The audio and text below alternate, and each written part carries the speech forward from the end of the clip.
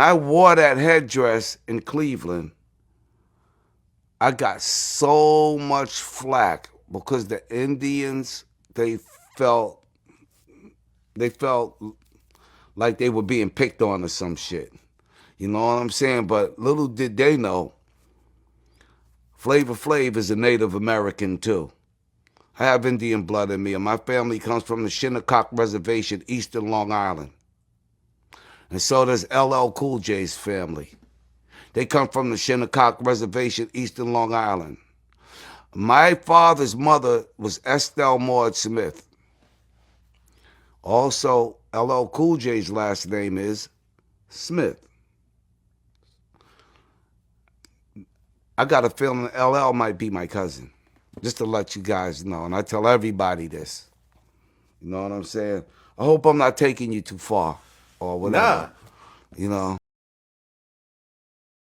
How remote are these Indians from civilization? These Indians live about 250 miles up the Moroni River. It's very hard to get up there because the rains endanger any trip, and the river. The Amazon trader makes his way up the Moroni River, aided by friendly natives. His object? To trade small manufactured goods.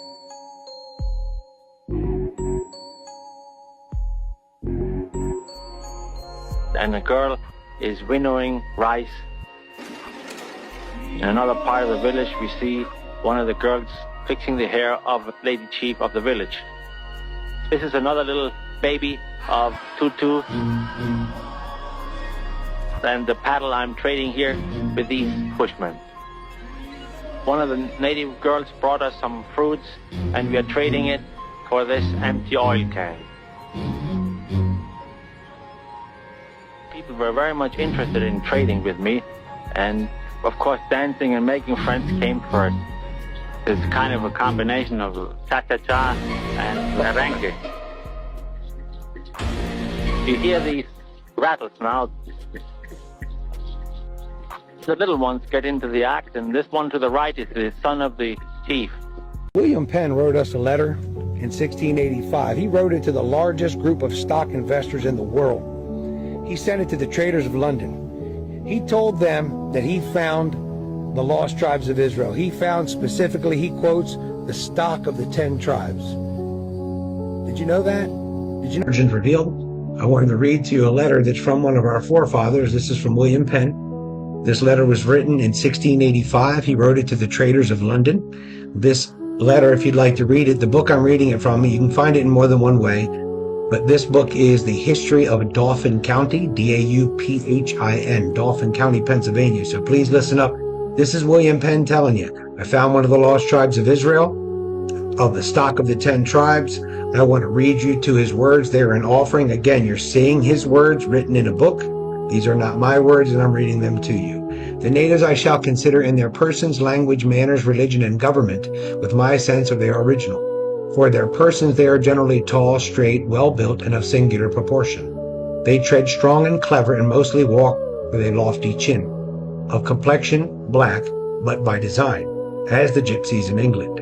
They grease themselves with bear's fat clarified, and using no defense against the sun or weather, their skin needs must be swarthy.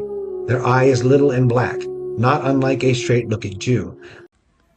Let me ask you, why are these in France on buildings before the United States even existed? Why would they put black people with feathered headdresses all over their buildings in France? I wonder why. Okay, but I'm not going to say anything. I'm going to let this French historian tell you. That way you won't say it's Afrocentric, okay? Now, that particular statue on the building, that's in Strasbourg, France. I want you to remember that. Strasbourg is right where the marker is, on the border between France and Germany, okay? And here's another one. Now, this one is in Nantes, France. Nantes is more toward the coast of France. Again, why are they putting these black people with feathered headdresses all over their buildings in France, even before the United States existed? Well, first, let's take a look at the mainstream narrative, okay? Let's do that real quickly. Let's just, you know how they're going to try to spin it, okay? It says French group works to break the silence on colonial slave trade. Okay, now let's just read the caption to the image. Okay, it says an ornamental mask referring to the transatlantic trafficking of enslaved Africans. So let's stop right there. Let's look at how they're trying to spin this. First, they say that's an ornamental mask. Okay, let's just use our common sense and logic. If you were designing a building and you wanted to convey the trafficking of African slaves, is this the image you would choose? Is that how you would do it? You would put a black person with a feathered headdress on the building? But that's what they want you to believe. Again, that's expected. I mean, we know how they like to spin it. You know, they have to put their spin on it. Okay. So again, what they're saying is this is just supposed to convey the trafficking of African slaves. So we put a so-called black person with an feathered headdress. Okay. Now let's take a look at what the historian had to say about these building statues. Okay, so this is the French historian's website. I just wanted to show it in French, the original, and now I'm going to translate so we can actually read a little snippet about her qualifications. Her name is Bridget Parent, graduated in art, history, and archaeology from the University of Strasbourg, chief curator of heritage, worked for about 40 years, okay? So she's qualified, and she's not an Afrocentric black person. So I wanted you to see. Now, let's see how they present this, these pieces, okay? Now I'm going to show it in the original French first because that's how it is. I want you to, see the original French first. Okay. Now notice they showed this one first. Look what they call it. Afrique. That means Africa. Okay. In French. Okay. Now here's the one from Strasbourg. Look how they label this one. Amérique. That means America. So they're making the distinction. That's Africa and that's America. So ask yourself, why are they depicting them like that? Because that's what the indigenous Indians look like. The indigenous Black American Indians. They're making the distinction. That's Africa, that's America. Now let me go back and translate it to English because it's originally in French. Okay.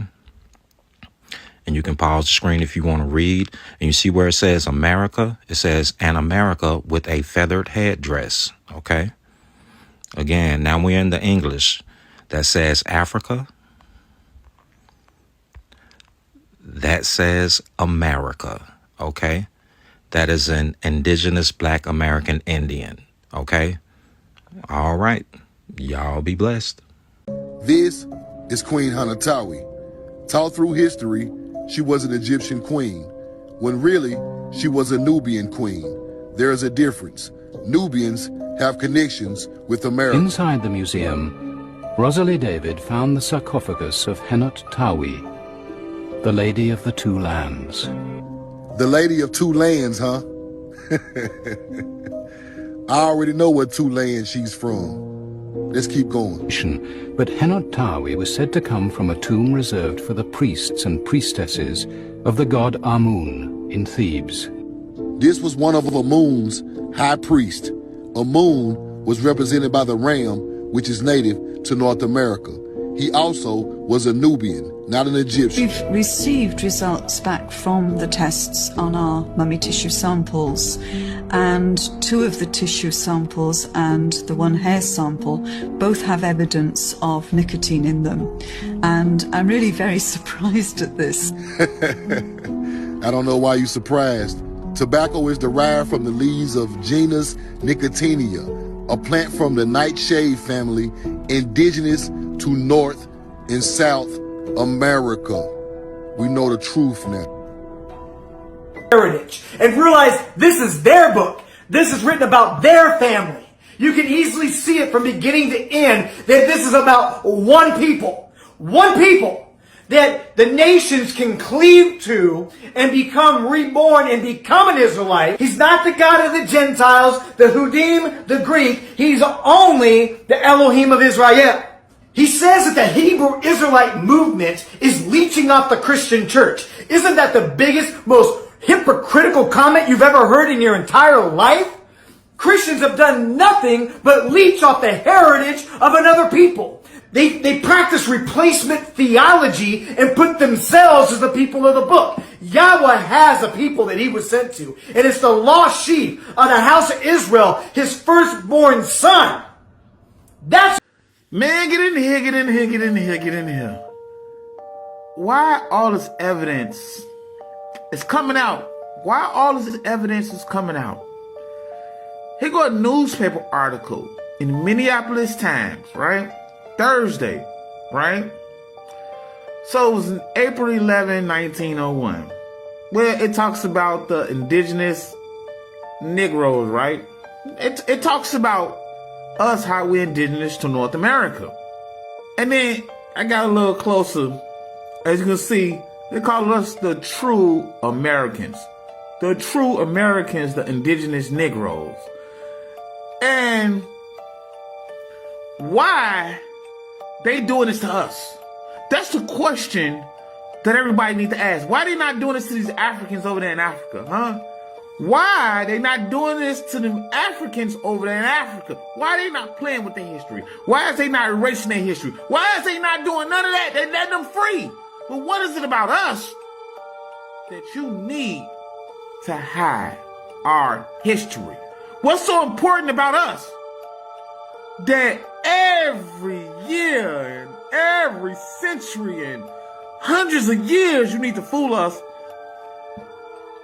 about America? What is it? What's so special about America, right? What's so special about America? I really think I know it's the Holy Land, and we are the holy, lost tribe of Israel. And the only way the Jews can succeed, the only way all these nations could succeed, just like the Bible verse says, whoever cling towards the chosen people shall prosper. This is why all these races is prospering in North America and we not. Because they have to lie to us. But this is more evidence. But if you'd like to donate $1, I greatly appreciate it. Asian slaves in colonial Mexico, from Chinos to Indians. Again, if our American Indian identity wasn't so valuable and powerful, why don't they just keep their Chinese or Asian identity? Instead, they have to take on our identity in order to be here. Just keep your identity. Well, what's the big deal? But it is a big deal, right? That's why they have to do it. And that's why we need to make sure that we are identifying as our correct identity, because we have the receipts. Native American, aliens, and foreign born. Foreign settlers in the States. And they receive benefits of naturalization. Okay? They're not from here. We have the receipts.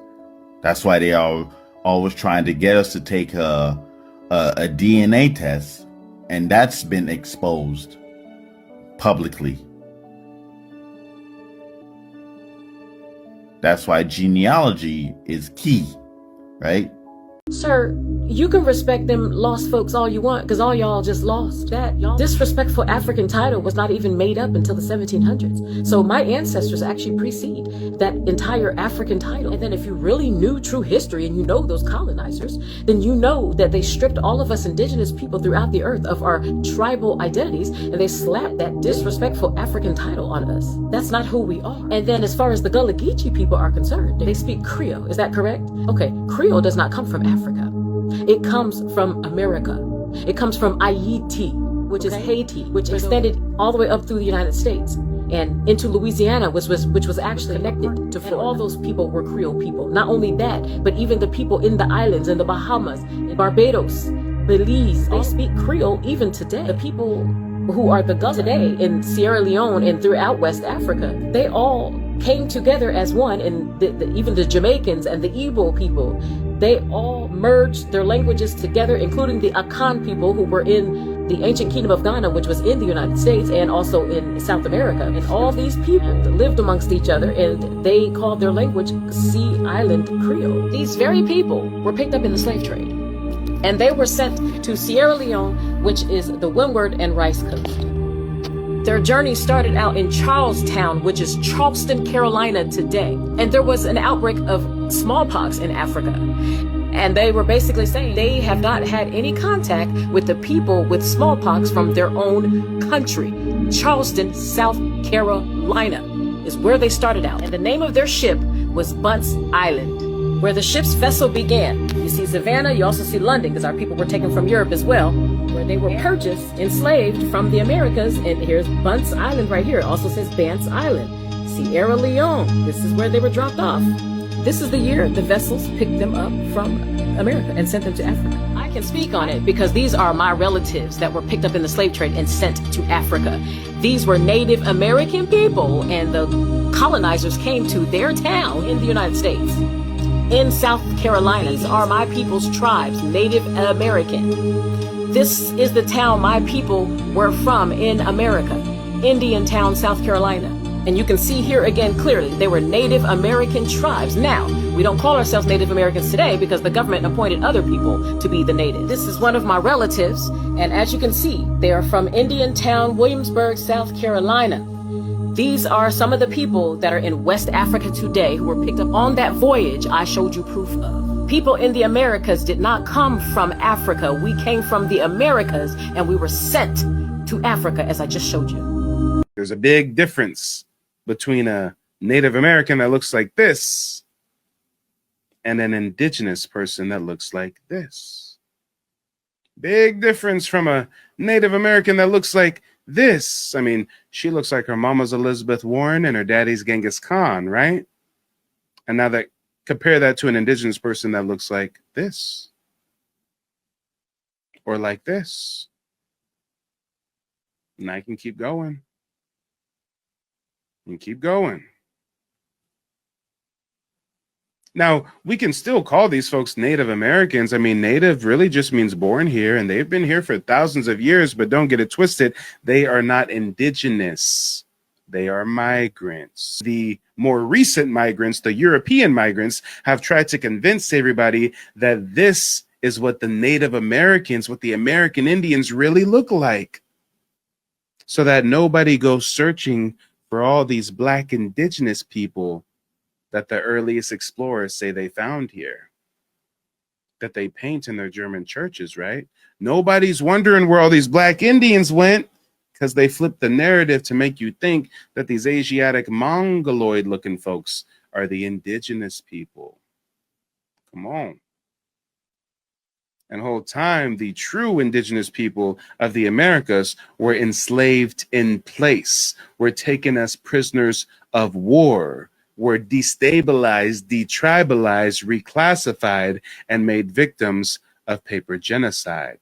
I'm so glad that, you know what I'm saying, I even, you know what I mean, experienced this. I'm glad I experienced you from, you know what I mean, enlighten me from the internet to, you know what I mean, online, getting one-on-one in depth, giving me a lot of information that I can take back to my people as well. And hopefully we could both get everything meshing with everything with the lineage and everything with the genealogy. This is no scam. This is all real. This is a real homeboy that put it down. He mean what he say. He got receipts and he put it down. He stands on business. Straight up. One love. You see this flag? Because, you know, this U.S. flag. A lot of people, because, you know, since we don't know, a lot of people is hating. So, oh, man, this is your flag. This is Tamerica flag. This is Tamari flag. Tamari flag. This flag is never the outsider's flag. This is our flag. Okay? See how they created, put the ego nods. All of it was us. Absolutely all of it is us. Okay? So therefore, by giving you a false identity, that's exactly what they want. This is why they have these folks now having this RBG flag. They having that red, blue, and green. They want to say, that's my flag. They love seeing shit like that. Because now you are guided your energy to a foreign flag to the land. And also, you are stated that you are a baby as an individual. Let me say this again. Flag means that you have a banner that you are behaving in. That's what flag is, a banner. If you use your flag, you are talking to two different type of energy. You are speaking to the living and you are speaking to the element. Because you have to move the flag. You float the flag. When you do that, you speaking to the element. Because energy see colors. So through colors, that's how spirit manifests its way. There's a certain color you wear, that's certain energy you attract. So they understand by giving you this false narrative, calling you to be a foreign person, that you automatically detach yourself from your birthright of your ancestors. That's number one. Number two, they're making you hate the U.S. flag. They told you, oh man, Keys, the guy called something Keys, oh, he didn't create that shit. That's your shit. It's all propaganda because they want you to adapt to a new flag, which is the so-called RBG, and spiritually it means you are a baby because that flag was just created, what, not too long ago? So technically in the world of the spiritual, you are a baby. You have no connection to the land. You have no connection to the banner of the land. That flag is yours, man. So you know. Hey, come here. Come here, look at this real quick. See that? Beginning in 1909, you see the author? Remember, educational purposes only. Negro in the New World. The Negro in the New World. Not the African, the Negro. Okay. And taking a look at this right here, you can see Caucasoid, Negroid, and Mongoloid. So when did Negroid become African? That's a recent term that was made by who? To bunch all people with an afro into where? That was made by who? And going back to here, how many was sent? About 388,000, beginning around the 1700s, the late 1700s, remember? And to show you that, this is from slavevoyages.org. You can see 1824, but adding in the 20 Angolians that came to Virginia. And as you can see that most of the slaves started to come in about 1750 and up. Correct? So I was like, dang, if that's the case, why in this book that there are 10 million Negroes in the United States of America? What does that say up there? The following is approximately correct summary of the numbers and distribution of the Negroes and Negroids in the New World at the close of 1909. And if there was only quote unquote 300,000 sent to America starting after 1750, but there's 10 million Negroes in the United States, what should that tell you, man? What should that tell you, man? Going even further down, it was how many? Bahamas, 44 Negroes discovered. Almost 1 million discovered in Jamaica. 600,000 in Cuba. Almost 3 million in Hispaniola, mainly Haiti. 375,000 in Puerto Rico, right? Bridges, Leeward Islands, or however you say it, 125,000. And the list goes on, man.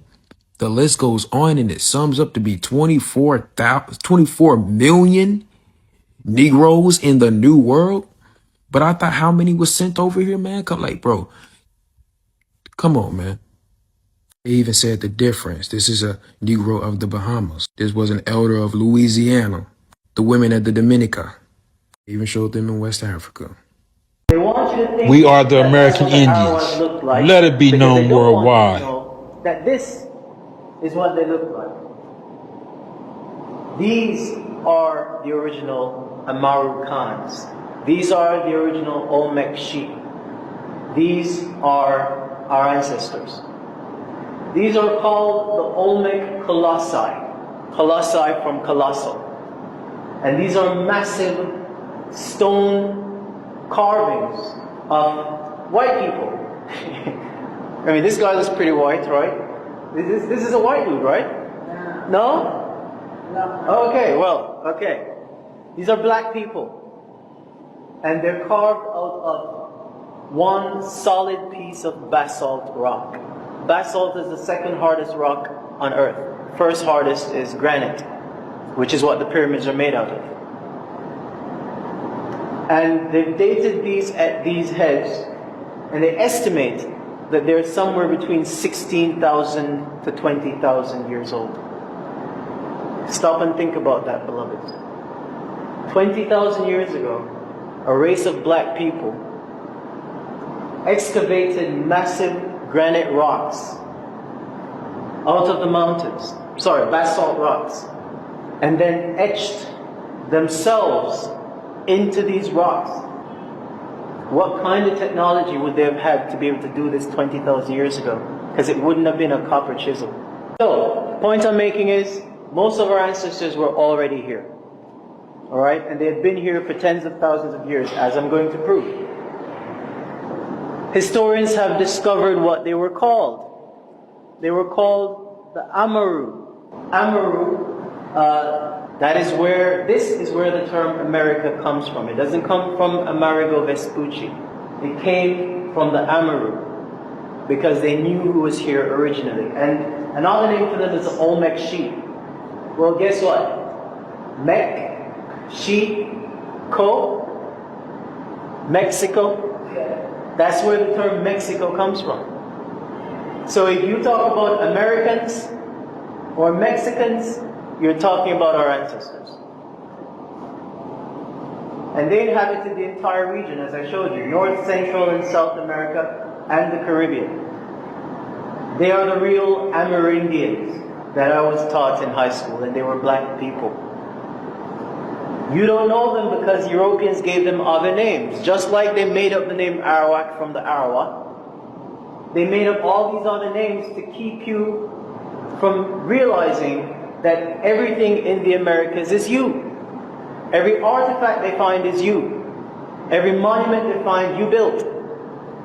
But instead they tell you it's Maya, and Inca, and Aztec, and Toltec, and Taino, and Carib, and Arawak. These are all names they made up. Understand that. A Gentile's confession. That we've had these two events on black-Jewish relations, but of course it's becoming more and more clear that the topic black-Jewish relations presents something of a false dichotomy, because many Jews are black and many black people are Jews. And this has always been true. But in the past few decades, it's become more and more true in the North American context. I'm sitting here wondering, but not really wondering, why every single time, and I mean every single time I ever try to post a video about African Americans, my phone and TikTok exhibit every single possible glitch they can. This is way beyond a coincidence. They do not want us getting together and working together to reveal those secrets they've hidden, to help heal and reveal the African American and African story as modern white people, and once again unite all the tribes together in harmony. Folks, the black story is the story that we all need to be focusing on. Every possible wicked force has been acting against this story for hundreds and hundreds of years, and to this day, it has not stopped. A major revelation of our power lies with them, and we must help. I'm Jewish. I'm the real Jew. I'm from a tribe called Judah. You're not Jewish. I think I'm Jewish, man. You're not Jewish. I pray 3 times a day. You're not Jewish. I eat kosher. You see these black people out here? We the real Jews. You feel me? Not really, no. Yes. This conversation is done.